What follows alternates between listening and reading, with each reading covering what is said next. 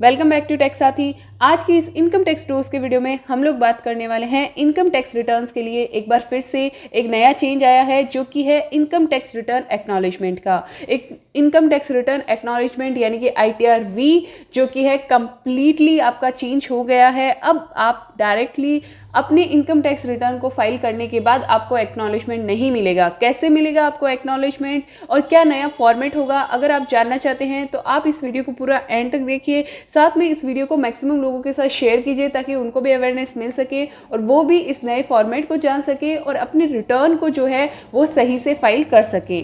तो साथ में अगर आप एक सैलरीड पर्सन है या आप एक पेंशनर हैं तो मैं ऑलरेडी मेरे चैनल पे वीडियो डाल चुकी हूँ ITR-1 की लाइव फाइलिंग का पेंशनर के लिए, सैलरीड पर्सन के लिए। तो आप इन वीडियोस को ज़रूर देख लीजिए जिसका लिंक मैंने वीडियो के डिस्क्रिप्शन में भी दिया है और आई बटन पे भी लिंक कर दिया है। अगर आपको कोई स्पेसिफिक क्वेरी है तो आप ज्वाइन कर सकते हैं मेरी यूट्यूब चैनल की मेंबरशिप को और साथ में आप जुड़ सकते हैं मेरे साथ मेरे टेलीग्राम चैनल पे जहां पे मैं ऐसे वीडियोस की PPT और PDF शेयर करती हूं। तो चलिए स्टार्ट करते हैं आज के इस वीडियो को। लेकिन वीडियो को स्टार्ट करने से पहले एक छोटी सी रिक्वेस्ट है कि अगर अभी तक आपने मेरे चैनल को सब्सक्राइब नहीं किया है तो उसे सब्सक्राइब कर लीजिए, बेल आइकन को प्रेस कर दीजिए ताकि ऐसे ही लेटेस्ट वीडियो अपडेट आप सभी को मिल सके। तो चलिए स्टार्ट करते हैं आज की इस वीडियो को।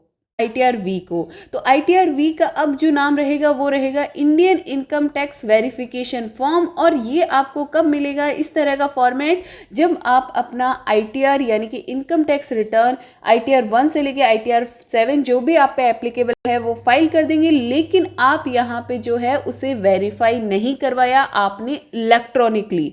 तो यहाँ पे आपको जो है इस तरह का ITR-V यानी कि एक्नॉलेजमेंट जो है इनकम टैक्स डिपार्टमेंट की तरफ से मिलेगा। इसमें आपका नेम रहेगा, पैन नंबर रहेगा, जिस सेक्शन के अंदर आपने फिल किया है यानी कि ऑन और बिफोर ड्यू डेट किया है, बिफोर आफ्टर ड्यू डेट किया है, रिवाइज किया है, ये सारा यहाँ पे डिटेल रहेगा। फिर आपका फॉर्म नंबर रहेगा और आपका जो फाइलिंग का एक्नॉलेजमेंट नंबर है वो रहेगा। उसके बाद डायरेक्टली आपका जो है वेरिफिकेशन रहेगा।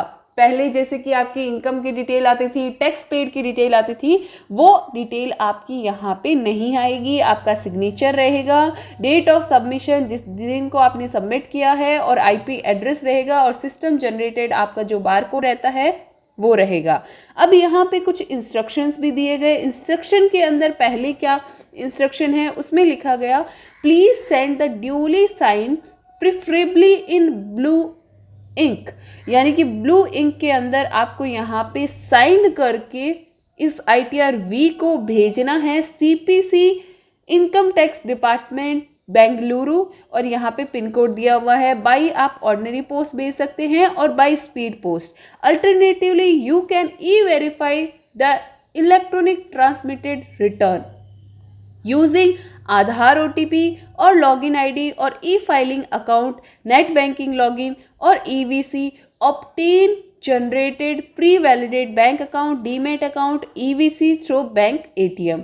तो यहाँ पे ये इंस्ट्रक्शन बोलता है क्योंकि ये जो एक्नॉलेजमेंट आएगा वो तब आएगा जब आपने जो है अपना रिटर्न तो सबमिट कर दिया है बट आपने यहाँ पे वेरीफाई जो है वो नहीं करवाया है। अब वेरीफाई के लिए यहाँ पे इंस्ट्रक्शन के अंदर दिया गया है कि अगर आप इसे वेरीफाई ना करवा के फिजिकली भेजना चाहते हैं तो आप इसे फिजिकली भेज सकते हैं। उसका एड्रेस जो है CPC बेंगलुरु का दिया हुआ है, वहाँ पे भेजना है और ये साइन जो होना चाहिए वो आपका ब्लू इंक में होना चाहिए। अदरवाइज अगर आप वेरीफाई करवाना चाहते हैं तो आपके पास काफ़ी सारे ऑप्शन हैं, जैसे कि आधार OTP को आप यूज़ करके जो भी आपका रजिस्टर्ड मोबाइल नंबर है आधार के साथ OTP आएगा और उसको डालने के बाद आप अपना रिटर्न वेरीफाई करवा सकते हैं। DSC के थ्रू करवा सकते हैं।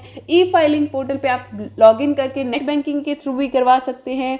उसके बाद EVC के थ्रू करवा सकते हैं जो कि प्री वैलिडेट बैंक अकाउंट से होगा, डीमेट अकाउंट से होगा और आप ATM से जाके भी EVC को जनरेट कर सकते हैं। उसके बाद यहाँ पे सेकेंड इंस्ट्रक्शन में लिखा गया जो ITR-V है shall not be received in any other office of income tax department और any other manner the confirmation received of ITR-V at ITD CPC will be sent to the email registered in the filing portal. यहाँ पे अगर आपको receive नहीं होता है आपका जो ITR-V है वो आपका रिसीव नहीं होता है किसी भी office of income tax department की तरफ से, तो आपको यहाँ पे जो है कंफर्मेशन रिसीट नहीं दी जाएगी। जैसे ही आपका रिसीव हो जाएगा ITR-V, आपको यहाँ पे रजिस्टर्ड मेल आईडी पे, ई फाइलिंग की रजिस्टर्ड मेल आईडी जो है उस पे आपको जो है ईमेल आ जाएगा। उसमें लिखा हुआ रहेगा कि जो आपका ITR-V है वो आपका रिसीव कर लिया गया है बेंगलुरु की तरफ से। लेकिन यहाँ पे आपको ध्यान रखने की बात है कि किसी और डिपार्टमेंट की तरफ से जो कि इनकम टैक्स डिपार्टमेंट है वहाँ पे ये रिसीव नहीं किया जाएगा। आपको सिर्फ और सिर्फ CPC बेंगलुरु ही इसे भेजना है। और जैसे ही आपका वेरिफिकेशन होगा, यानी कि successful verification, the return filing acknowledgement can be downloaded from e-filing portal as a proof of completion of return filing। यानी कि जो आपके इनकम टैक्स रिटर्न को ई-वेरीफाई करवाने की या उसको आप फिजिकली भेजते हैं तो 120 डेज की जो लिमिट है उसको आपको कंप्लीटली जो है कंप्लाइंट करना होगा। 120 दिन के अंदर अपना ITR एक्नॉलेजमेंट भेजना होगा।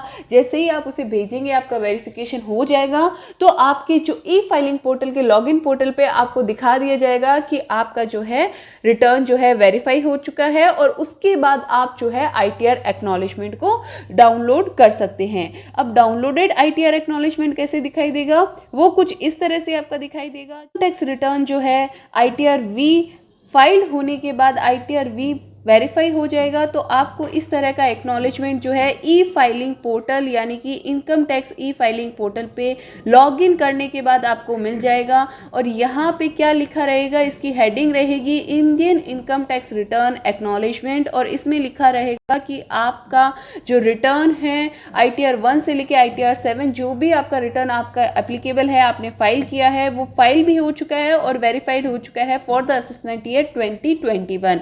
इसमें सबसे पहले आपकी डिटेल रहेगी पैन नंबर की, उसके बाद आपका नेम, एड्रेस, स्टेटस क्या है आपका, और उसके बाद filed under section form acknowledgement number. उसके बाद आपकी यहाँ पे इनकम की डिटेल रहेगी, जो टैक्सेबल इनकम है और जो टैक्स आपने पे किया है। जैसे कि आपका करंट ईयर बिजनेस लॉस हो गया इफ़ एनी, अगर आपकी सैलरी हेड के अंदर आपने इनकम दी है तो उसकी डिटेल रहेगी, टोटल इनकम, बुक प्रॉफिट जहाँ पे मैट एप्लीकेबल है, AMT अगर एप्लीकेबल है तो AMT, और उसके बाद जो टैक्स पेबल है, इंटरेस्ट पेबल है, टोटल टैक्स और इंटरेस्ट पेबल जो टैक्स आपने पे कर दिया है। अब आपका अगर रिफंड बनता है तो रिफंड, टैक्स पेबल बनता है तो टैक्स पेबल। अगर आप जानना चाहते हैं अपना रिफंड आप कैसे क्लेम कर सकते हैं असेसमेंट ईयर 2021 के लिए, तो आप अपना ITR जो है फाइल कीजिए। जो आपका टैक्स रिफंड बनता है वो आपका वेरिफिकेशन इनकम टैक्स डिपार्टमेंट के होने के बाद आपको डायरेक्ट बैंक अकाउंट में मिल जाएगा। उसके बाद आपका डिविडेंड डिस्ट्रीब्यूशन टैक्स की डिटेल यहाँ पे सेकंड कॉलम के अंदर, सेकंड सेक्शन के अंदर रहेगी, जिसमें आपने डिविडेंड टैक्स पेबल जितना बनता है, इंटरेस्ट पेबल बनता है, टोटल डिविडेंड और इंटरेस्ट पेबल और जितना आपने टैक्स पे किया है, और उसके बाद अगर कोई रिफंड आता है। उसके बाद यहाँ पे आपकी इनकम की डिटेल रहेगी, जो कि सेक्शन 115TD के अंदर जितनी इनकम है आपकी और उस पर कितना आपका एडिशनल टैक्स बनता है, इंटरेस्ट बनता है, एडिशनल इनकम टैक्स और इंटरेस्ट पेबल। तो इस तरह से आपके टोटल 19 कॉलम के अंदर जो आपकी इनकम है, जितना टैक्स है, उसकी डिटेल यहाँ पे रहेगी। और उसके बाद आपका यहाँ पे एडिशनल इन्फॉर्मेशन के अंदर रहेगा कि जो आपने ITR सबमिट किया था इस डेट को, इस टाइम पे, IP एड्रेस के साथ, वो आपका वेरीफाई करवा लिया गया है। और ये सारा डिटेल यहाँ पे EVC के थ्रू है या फिर आपने पैन नंबर, तो using paper ITR verification form या EVC तो जनरेटेड थ्रू, यानी कि अगर आपने बैंक से किया है, ATM से किया है, डीमेट अकाउंट से किया है, तो वो सारी डिटेल आपकी यहाँ पे रहेगी। मोड भी रहेगा आपका यहाँ पे, और फिर आपका जो है सिस्टम जनरेटेड QR कोड आ जाएगा।